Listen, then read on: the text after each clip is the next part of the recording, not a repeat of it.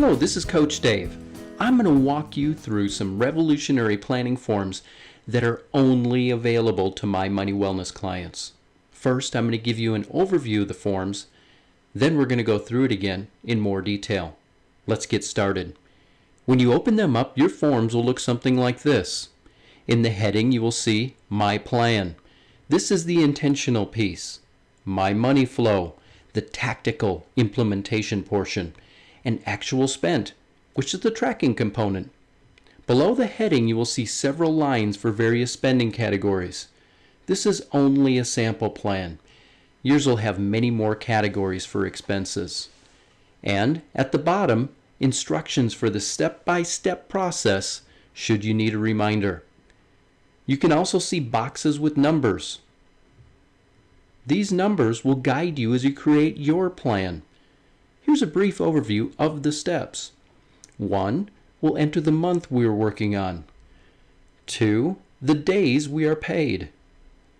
3 is where we enter the take-home pay for each of the pay dates. 4. We enter our planned expenses, and at the same time we can enter, for step 5, any associated due dates. Remember, the goal is to have a zero-based budget. Income minus expenses equal to 0. At the bottom of the page, you will be able to check number 6 to verify you have a balanced budget. It's time to plan how our money will flow. Number 7 will show you how much you have left to allocate of your planned spending. Number 8 is where we indicate whether this is a short-term savings or a great option for a cash envelope. Then for each pay period, step 9 will show you how much you can either put into short-term savings or the cash you can withdraw for specific envelopes. 10 is where we track our actual spending.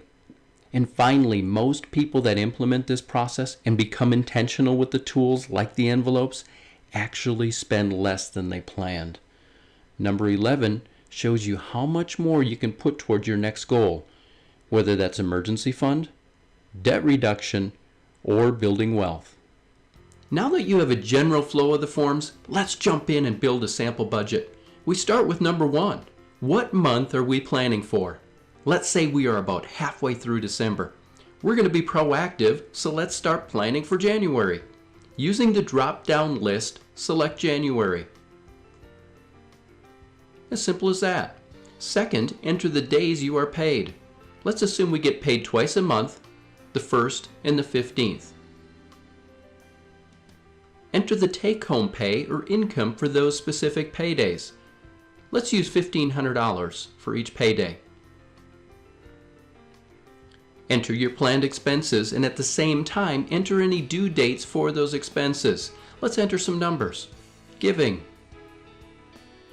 groceries, eating out, clothing, mortgage rent. Let's change that to mortgage. These are your forms. You can change these category names however you like. $750, and that one's due on the 1st, so let's enter a 1 here. Some more categories to enter.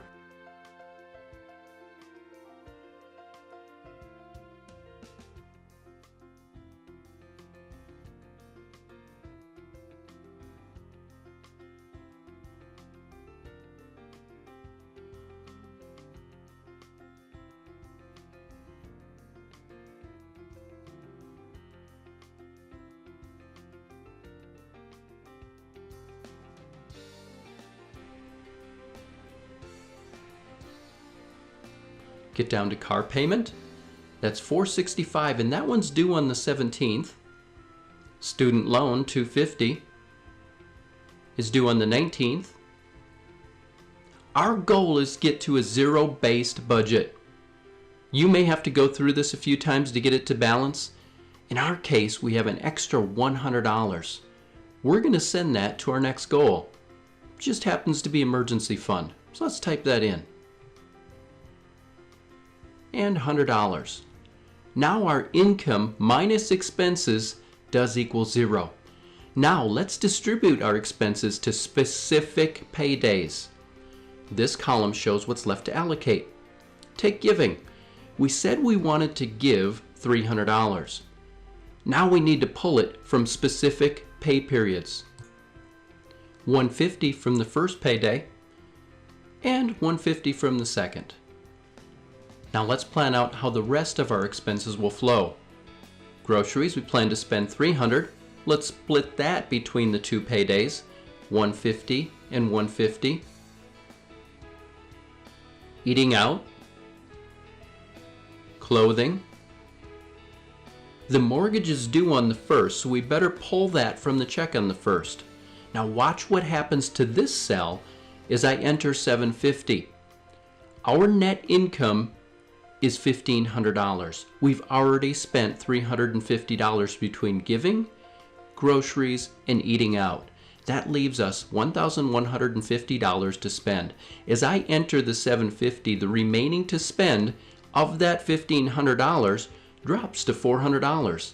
This neat feature shows you how much you have left from each check to distribute. Let's continue to enter numbers.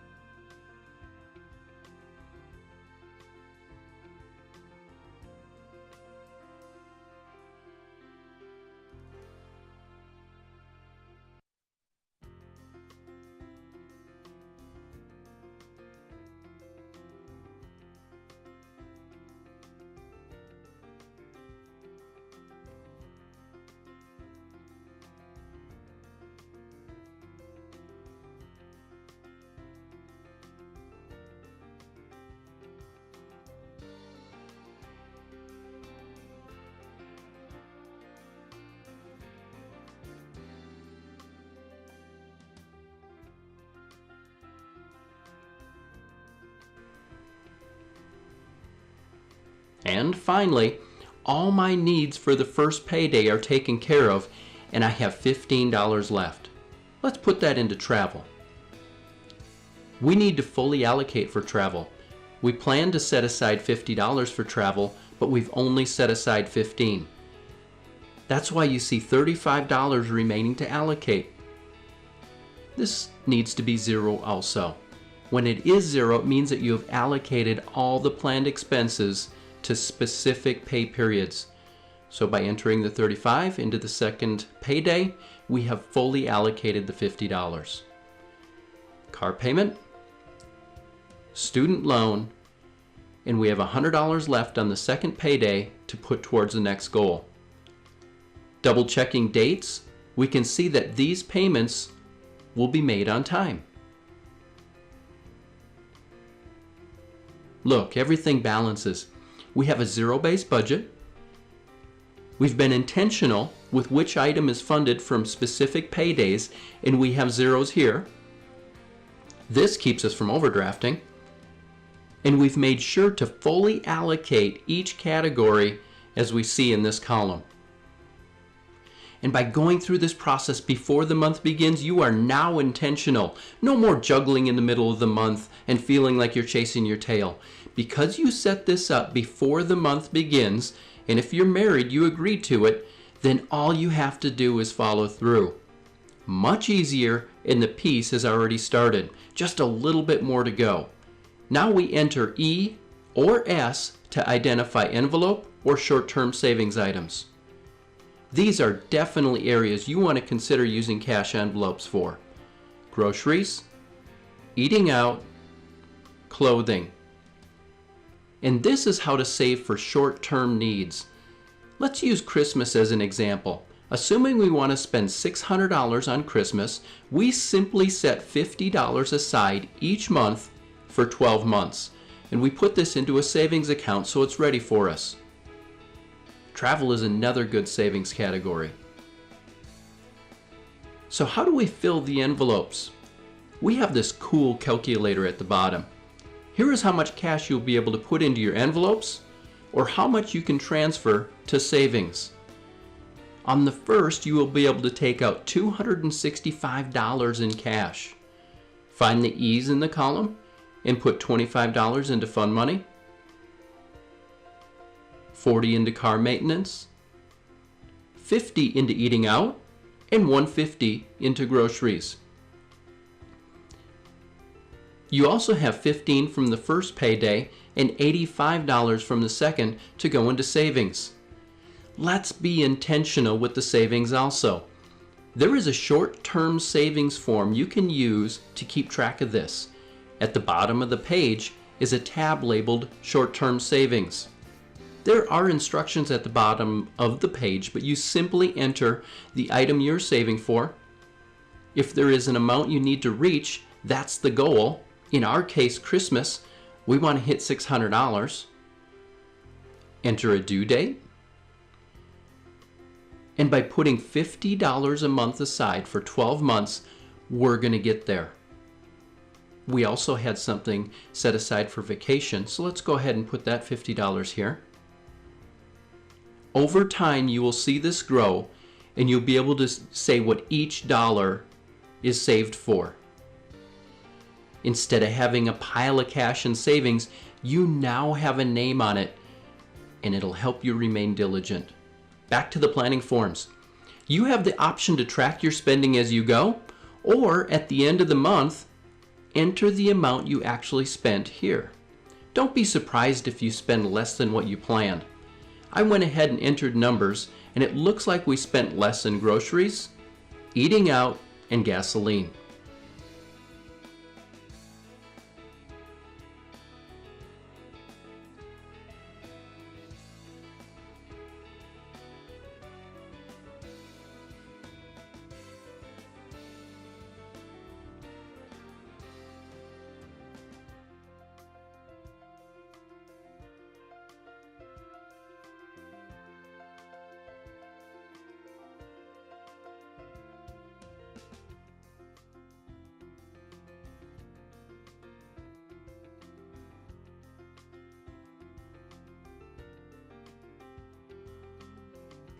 That means we have an extra $60. Use this extra money along with anything else we can squeeze out of our plan for your next goal. Whether emergency fund, killing debt, or building wealth. You'll also be able to see what percentage of your net income you are spending on certain categories. Keep in mind this process will get easier. The first 2 months, they're the hardest because you're treading new territory. Not only with a new process and forms, but you'll also have to say no. A few tips to save you some time. Once you have a set of forms built, use your current month as a template when developing your next month's plan. If you're using Microsoft Excel, for example, save the plan with an extension for the given month. In our case, January.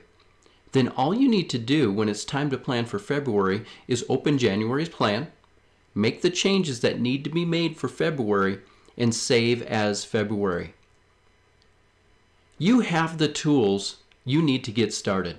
Complete your plan before the new month begins and use the forms to follow through. Now it's up to you to do something.